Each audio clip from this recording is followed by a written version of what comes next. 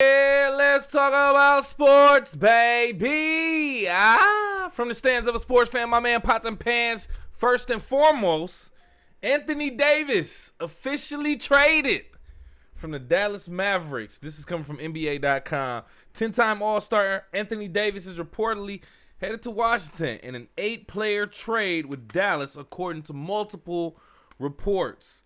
Washington receives Anthony Davis, Jaden Hardy, D'Angelo Russell, and Dante Exum. Dallas receives Khris Middleton, AJ Johnson, Malaki Branham, Marvin Bagley III, 2 future first-round picks, and 3 future second-round picks. Anthony Davis has been out of the lineup since mid-January after suffering a torn ligament in his left hand.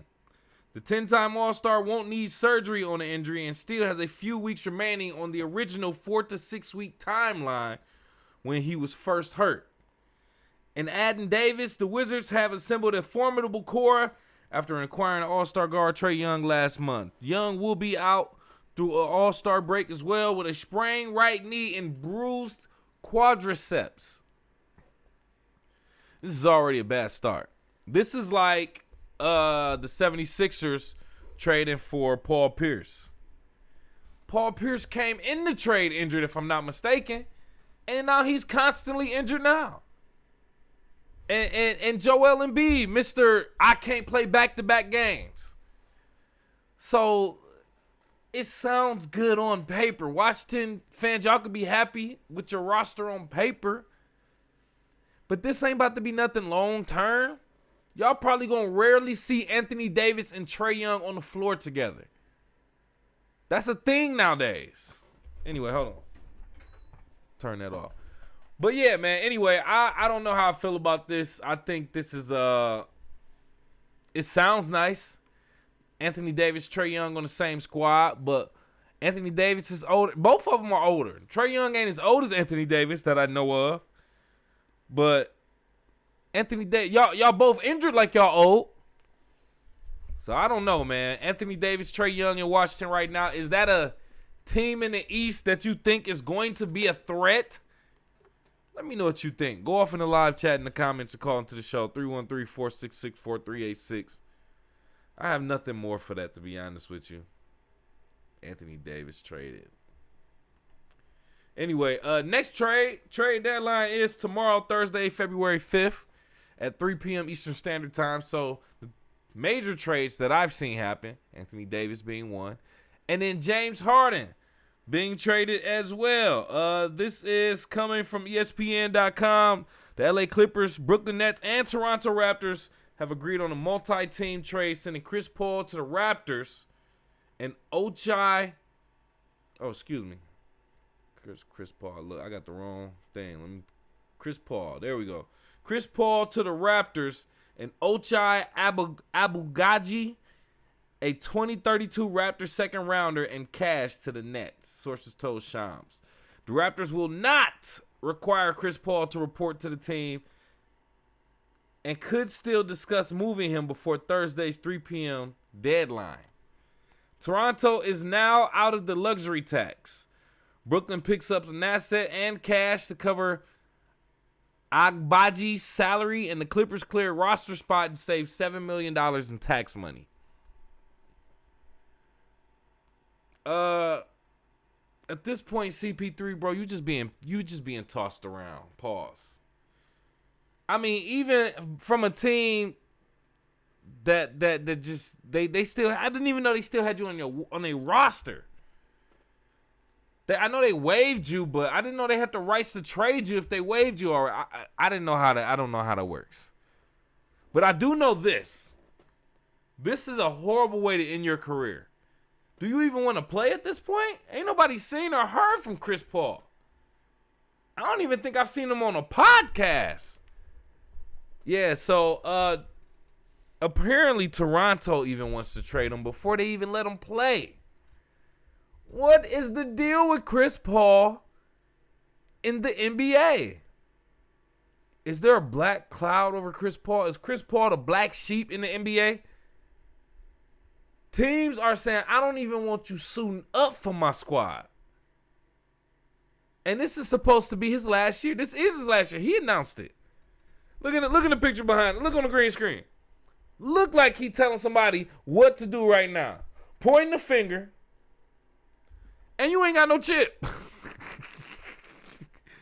I'm not about to let you just tell me what to do when you ain't really proved nothing. Just because they call you the point guard. That don't make you the greatest ever. The greatest point guard ever. Let's cut that out right now. But hey, man, I don't know what's going on with Chris Paul. I don't know what the little secret saying or I don't know what it is. Why people ain't messing with Chris Paul right now? Why these teams aren't? Oh, excuse me, let me just make sure. But they ain't messing with your dog, bro.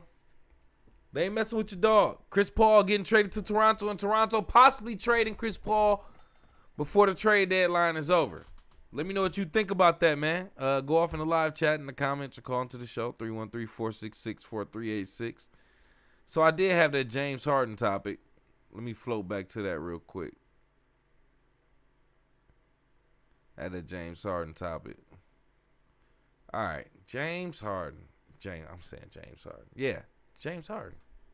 Switch my oh my God. Fix these backdrops, then fix this lower third. There we go.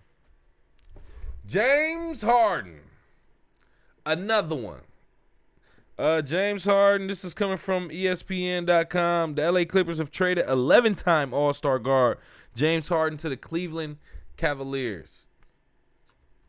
Let me fix this screen. Cleveland Cavaliers.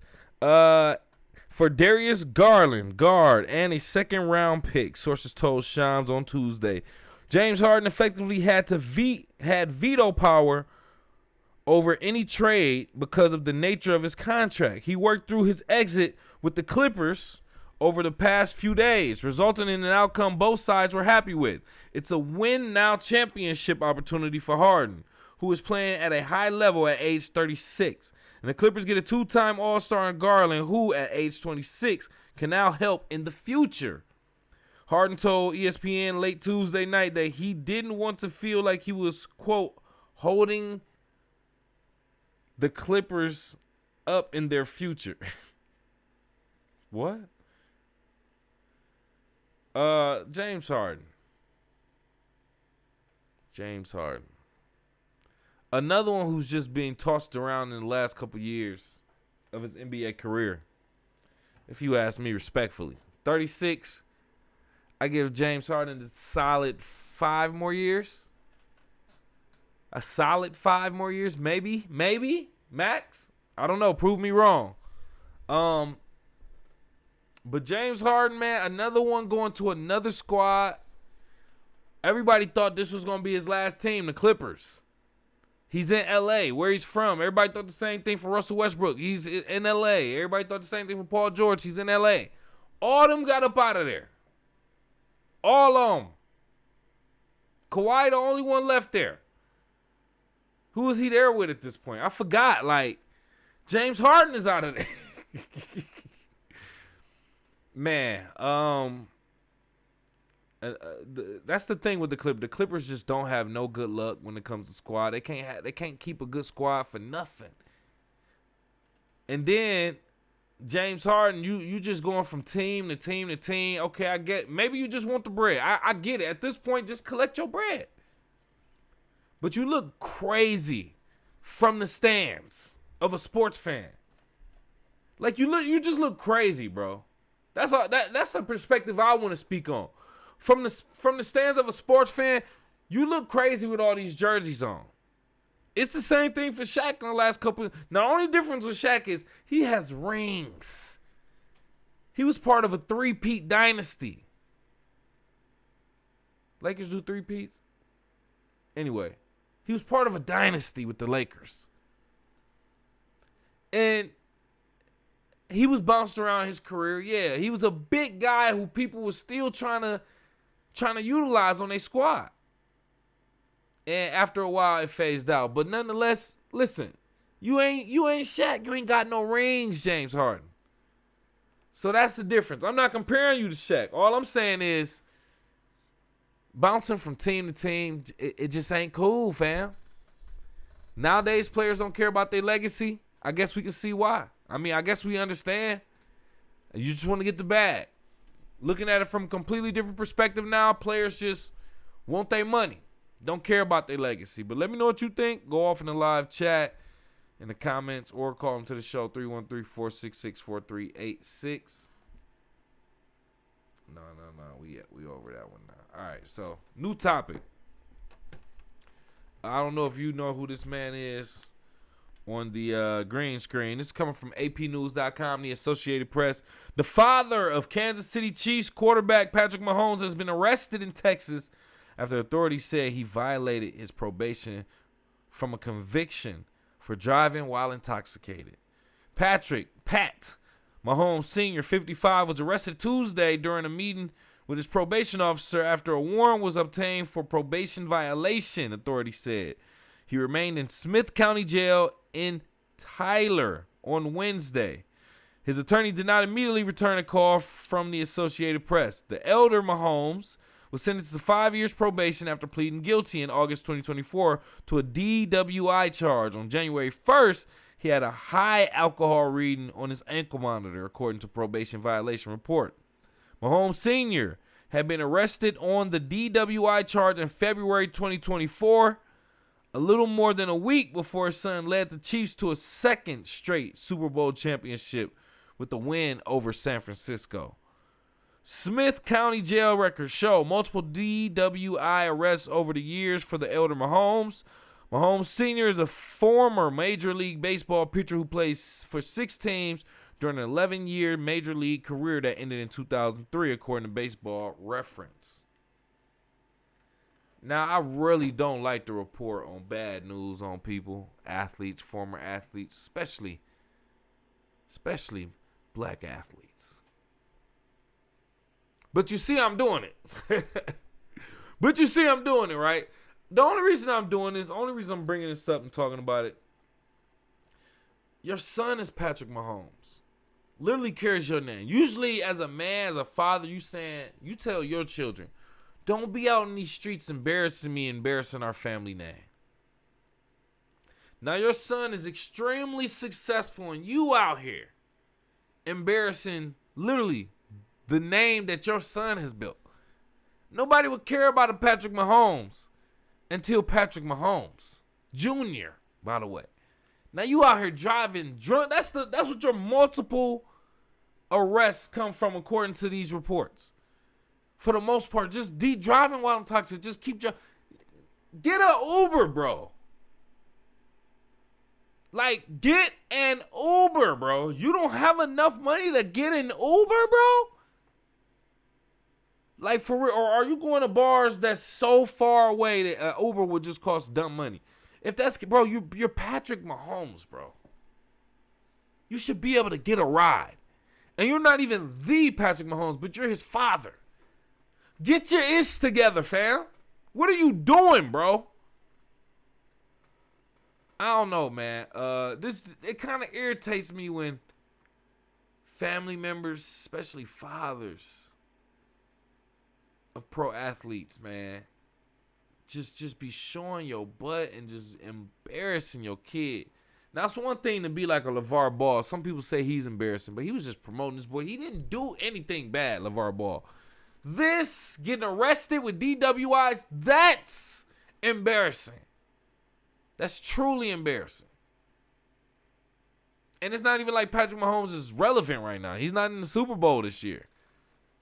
But you're making Patrick Mahomes relevant around the Super Bowl time still. He's been arrested multiple times. Obviously, they're not reporting that many times. But they're bringing this up, news outlets, because it's around the Super Bowl time, and he is Patrick Mahomes Sr. I don't know, man. How do you feel about him? Does he have every right to wild out as the father of a successful pro athlete? Or is this really embarrassing? Should Patrick Mahomes Jr. feel embarrassed about this? I don't know, man. I don't know.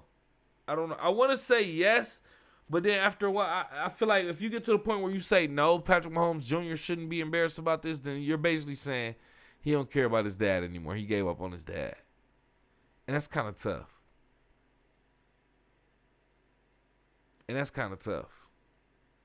Yeah, I just give I just know a few examples of fathers that be doing some stuff or showing out or being in the news too much for their kids. Well, not for their kids, but like embarrassing their kids. It's like, man, get it together, dog. But I don't know. Let me know what you think. Is this a situation that you feel like Patrick Mahomes Jr. should be embarrassed about? Should he cut his dad off because of this? Would you cut your dad off or your mom off if they were getting arrested for DWIs just being reported on the news, talking about the father of such and such is out here drunk again? I don't know. Let me know what you think. Go off in the live chat in the comments or call them to the show, 313-466-4386. So we are talking football, right? Let's keep it in the NFL real quick. This is an interesting story to me. All right, so this is coming from ESPN.com. This is Roger Goodell on the green screen, by the way. One day after the NFL's coaching carousel stopped with 10 head coaching jobs filled, but only one by a minority candidate, Commissioner Roger Goodell said the league would take a closer look at the Rooney Rule and all that it encompasses to, quote, continue to make progress, end quote, on diversity. He continued to say, quote, I think we have become a more diverse league across every platform, including coaching, but we do still have more work to do. There's got to be more steps.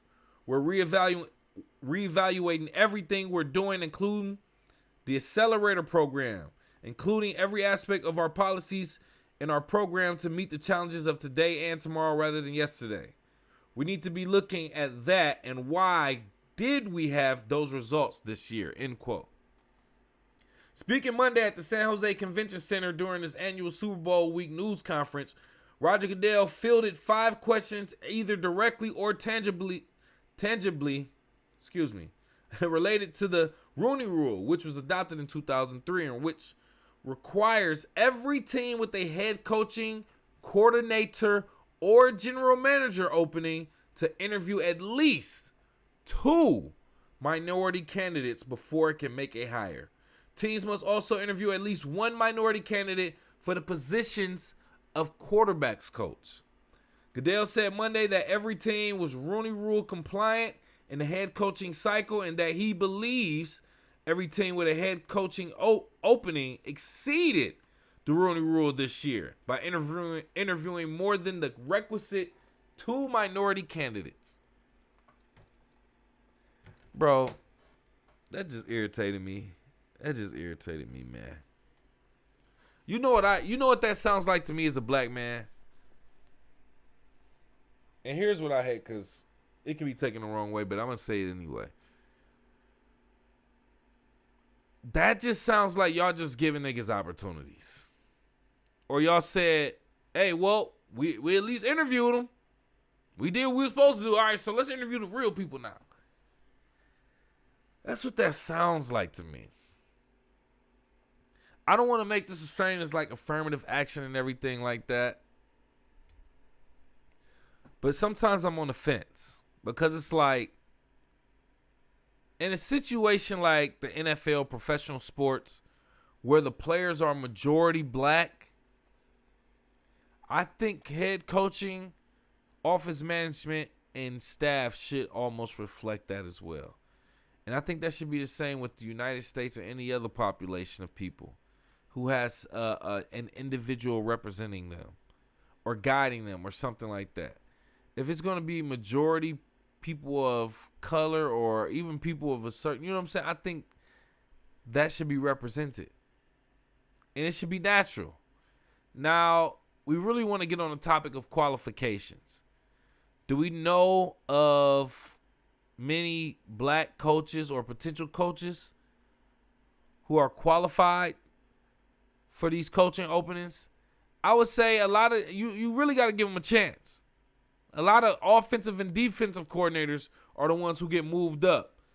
And I believe there's a fair amount of coordinator positions to fill by black people, black men.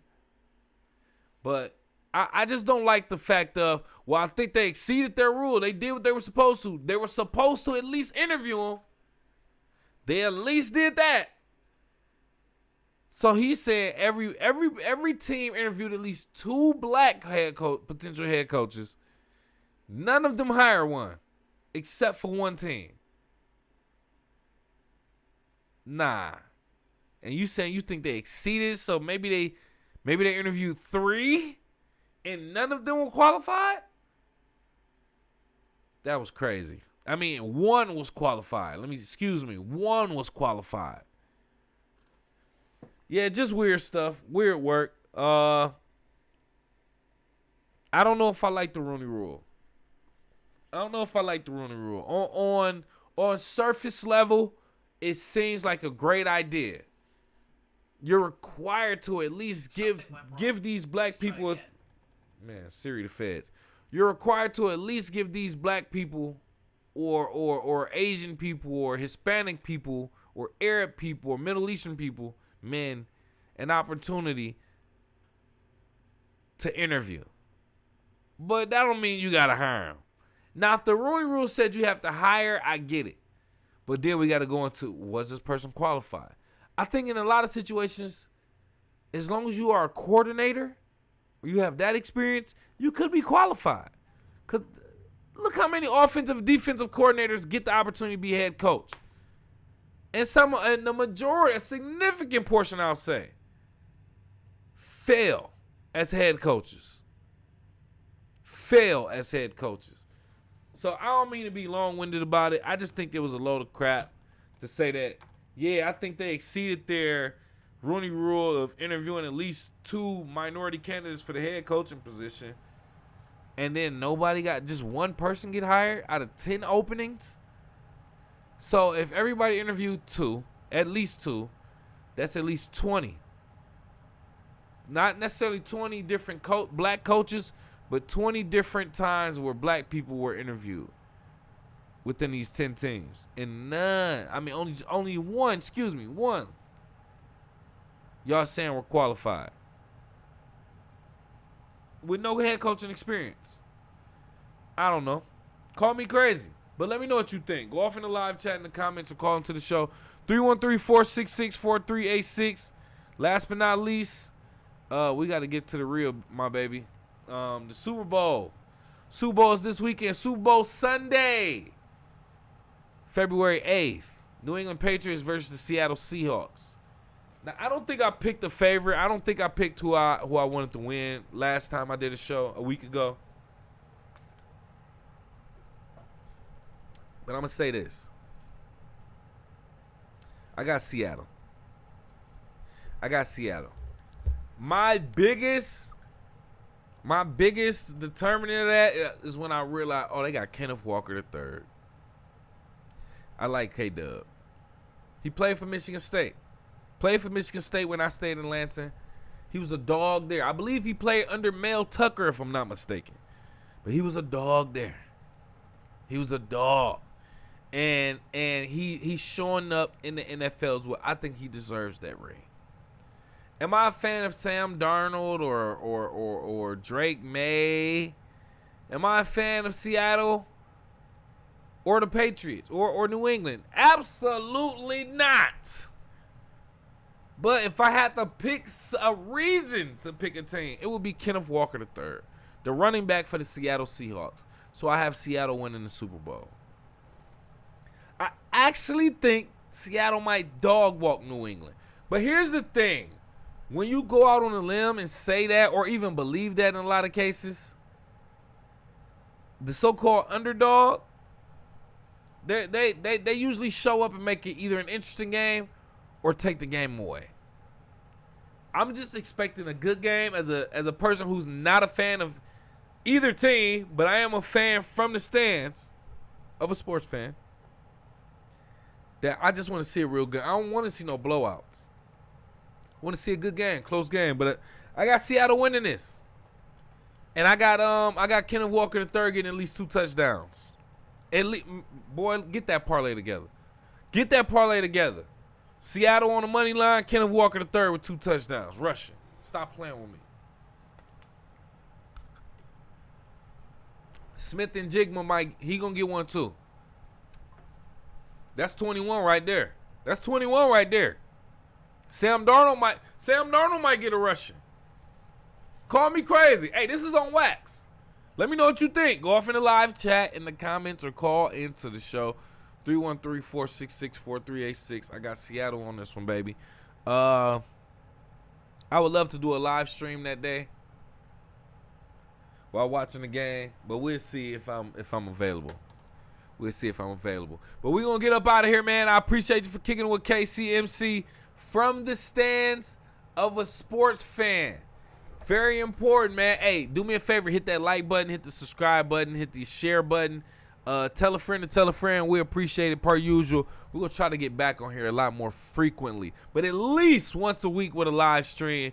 Then we'll cut up some videos, some clips, and some shorts as well. We're going to have more content coming your way real soon. So appreciate the love. Hit that like button, share button per usual. Other than that, we up out of here. Appreciate it.